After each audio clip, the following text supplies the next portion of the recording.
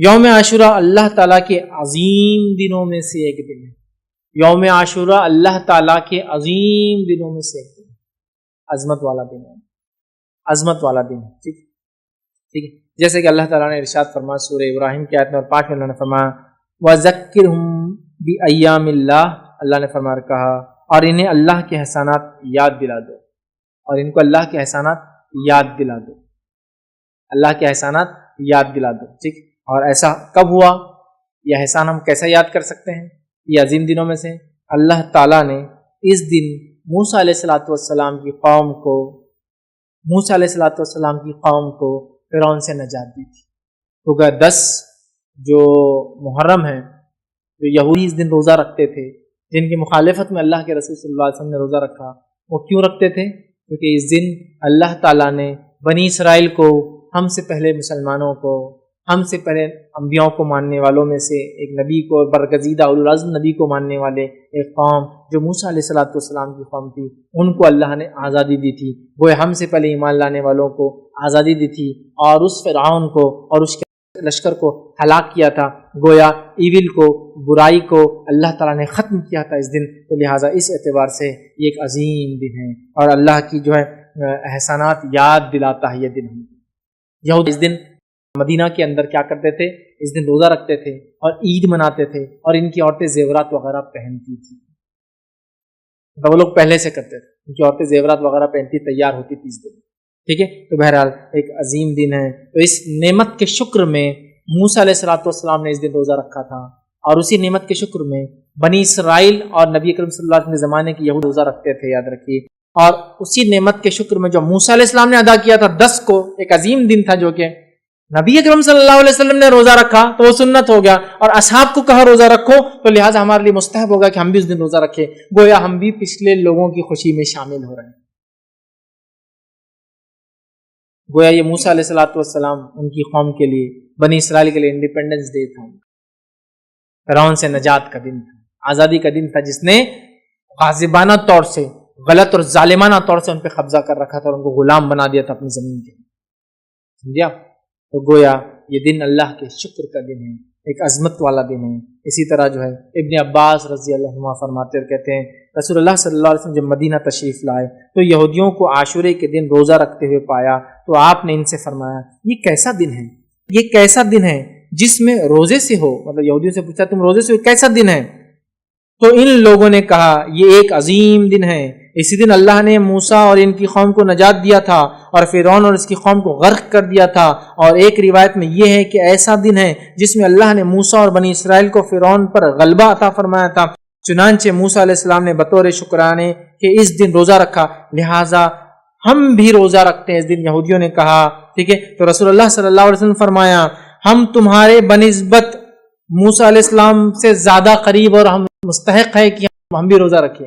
ہم تو موسیٰ علیہ السلام سے تم سے بھی زیادہ قریب ہے, کیونکہ تم نے تو دوسرا دین اختیار کر لیا, ہم تو اسی دین پر جو موسیٰ علیہ السلام لائے تھے. تو جب یہودیوں نے کہا کہ ہم اس موسیٰ نے چونکہ اس خوشی میں روزہ رکھا تھا, ہم بھی اس خوشی میں شکرانے میں روزہ رکھتے ہیں, تو اللہ کے رسول نے فرمایا ہم زیادہ مستحق ہے کہ موسیٰ کی اس خوشی میں شامل ہو اور شکر ادا کریں. لہٰذا ہاں آپ نے کہا موسیٰ علیہ السلام کے زیادہ قریب وہ مستحق ہے. چنانچہ اللہ کے رسول صلی اللہ علیہ وسلم نے اس دن کا روزہ رکھا اور صحابہ کرام کو بھی اس دن کا روزہ رکھنے کا حکم دیا. تو گویا ہم بھی پچھلے لوگوں کی خوشیوں میں شامل ہو رہے ہیں جو ہم سے پہلے ایمان والے تھے. اس عظیم دن اللہ رب العزت نے ان کو آزادی دی تھی, یاد رکھیں. اسی طرح عاشورہ ہمیں اس بات کی یاد دہانی کرتا ہے کہ مسلمانوں کے درمیان آپسی گہرا تعلق ہے, چاہے ہم زمین زمانے کے اعتبار سے دور ہو, آپسی گہرا تعلق ہے. عاشورہ یہ ہم کو پیغام دیتا ہے چاہے زمین اور زمانے کے اعتبار سے ہم بہت دور ہو سکتا کوئی مسلمان آج کسی اور ملک میں ہو, لیکن اگر تکلیف میں ہو تو ہمیں اس کا احساس ہونا چاہیے. اور زمانے کے اعتبار سے بھی اگر ہم سے دور ہو, جیسا موسیٰ علیہ السلام کی خوشی ہوئی, ہم بھی اس خوشی میں شامل ہوئے. اگر ہم سے پہلے کے لوگوں کو کسی کو تکلیف پہنچی تھی تو ہم بھی ان کے دکھ میں آج شامل ہیں. ہم کو تکلیف ہوتی ہے اس واقعے کو سن کے. اصحاب اخدود ہے نا, ہزاروں کی تعداد میں آگ میں جلا دیے گئے, ہم اس میں شامل ہیں. عیسیٰ علیہ السلام کو ماننے والوں کو ہزاروں کی تعداد میں بھوکے شیروں کے سامنے ڈال دیا جاتا تھا. آپ کو معلوم ہے رومی حکومت, بزنطینی حکومت بننے سے پہلے, مطلب رومن امپائر جب تک عیسائیت قبول نہیں کیا تھا, تو انہوں نے ہزاروں ہزار عیسائیوں کو جو عیسیٰ علیہ السلام پر ایمان لائے تھے بھوکے شیروں کے سامنے ڈال دیا. وہ تکلیف میں ہم بھی شامل ہوں، چاہے وہ آج یہود ہو اور نصارہ ہو، لیکن جب وہ ایمان لائے تھے اپنے نبی پہ تو ہم ان کی تکلیفوں میں شامل ہیں۔ تو زمانے کے اعتبار سے ہم آگے پیچھے ہو یا علاقے کے اعتبار سے ہم آگے پیچھے ہو، ہم ایک دوسرے کی تکلیف اور خوشیوں میں ساتھ ہے۔ یہ بات کہ ہم کو اس سے میسج ملتا ہے، یاد رکھیے کہ زمین اور زمانے کے بدلنے سے کوئی فرق نہیں ہوتا، ہم مسلمان آپس میں ایک دوسرے سے گہرا تعلق رکھتے، یہ میسج وہی تھا۔ اور کیوں نہ ہو، اللہ رب العزت نے قرآن میں یہ بات کہی، والمؤمنون والمؤمنات بعضهم اولیاء بعض، مومن مرد اور مومن عورتیں آپس میں دوست ہیں، اولیاء ہیں، ایک دوسرے کے مددگار ہے۔ سورۃ توبہ کی آیت نمبر 71 ہے یہ، ایک دوسرے کے مددگار ہے، دوست ہے، مومن مرد اور مومن عورتیں۔ تو یہ بھی پیغام ہم کو ملتا ہے۔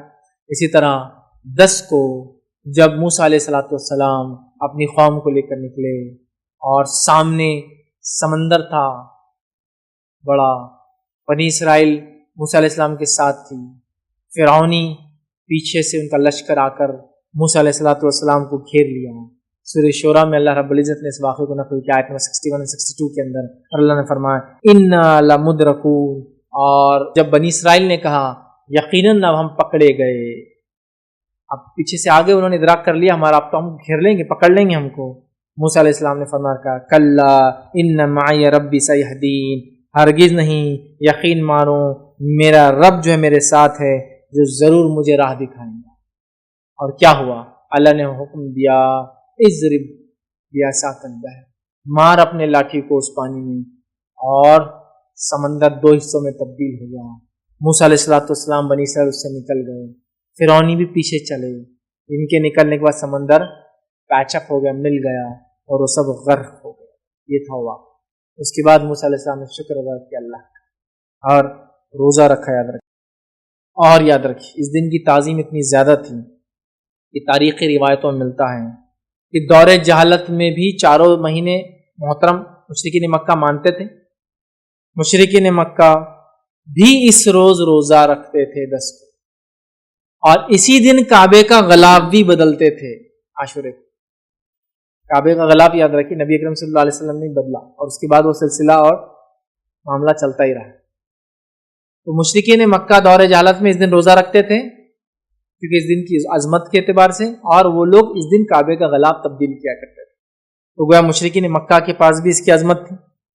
اور اسی طرح مائی عائشہ کی جو روایت ہے اس سے پتہ چلتا یہود و نصارہ کے پاس بھی اس کی عظمت اور تعظیم تھی۔ میں سمجھتا ہوں پورا واقعہ میں نے آپ کے سامنے رکھ دیا، پھر بھی بہت مختصر سا اس کو ایک بار پھر دہراتا ہوں۔ مائی عائشہ کی روایت وہ فرماتی اور کہتی زمانہ جاہلیت میں قریش عاشورے کے دن کا روزہ رکھتے تھے، خود رسول اللہ صلی اللہ علیہ وسلم نے بھی ہجرت سے پہلے اس دن کا روزہ رکھا، ہجرت سے روزہ رکھا۔ جب آپ صلی اللہ علیہ وسلم ہجرت کر کے مدینہ منورہ تشریف لائے، خود بھی اس دن کا روزہ رکھتے تھے اور دوسروں کو بھی اس دن کا روزہ رکھنے کا حکم دیتے تھے۔ لیکن جب ماہ رمضان کے روزے فرض کر دیے گئے تو آپ نے عاشورے کے دن کا روزہ رکھنے کا اہتمام ترک کر دیا اور فرمایا جو چاہے اس دن کا روزہ رکھے، جو چاہے اس کو چھوڑ دے۔ صحیح مسلم۔ اور دوسری روایت جو صحیح مسلم کی اس میں الفاظ اس طرح سے ابو موسیٰ اشعری رضی اللہ عنہ فرماتے اور کہتے ہیں یہود یوم عاشورے کو شکرانے کا روزہ رکھتے تھے، اس دن مسرت کا اظہار کرتے تھے، عید مناتے تھے، اپنی عورتوں کو زیورات اور سامان پہناتے تھے زینت کا، اور سامان پہن کر وہ مزین ہوتی، اپنے آپ کو سجاتی اور سنوارتی۔ یہود بھی روزہ رکھتے، مشرکین بھی روزہ رکھتے، اور اس دن کی حرمت ان کے پاس بھی تھی۔ تو عاشورہ ہمیں کیا میسج دیتا ہے؟ عاشورہ ہمیں میسج دیتا ہے کہ یہ ایک بڑا تعظیم کا دن ہے، اللہ کی عظمت والا دن ہے، یاد رکھیں۔ اس میں ہمیں روزہ رکھنا چاہیے شکرانے میں کہ اللہ نے ہم سے پہلے مسلمانوں کو نجات دی تھی، ہے نا۔ دوسرا، اللہ تعالیٰ نے دشمنوں کو مسلمانوں کے ہلاک کیا تھا اس دن۔ اور تیسرا ہمیں ملتا ہے کہ اس کارنامے کو ہم یاد کرتے ہیں اس دن عاشورے کے دن، اور روزہ رکھتے ہیں اس کے شکرانے میں، یاد رکھیں۔ تو لہٰذا عاشورہ ہمارے لیے ایک میسج دیتا ہے، مسلمانوں کو ایک پیغام دیتا ہے۔ یہ پورا مہینہ بہرحال اپنے آپ میں بڑا اہمیت کا حامل ہے۔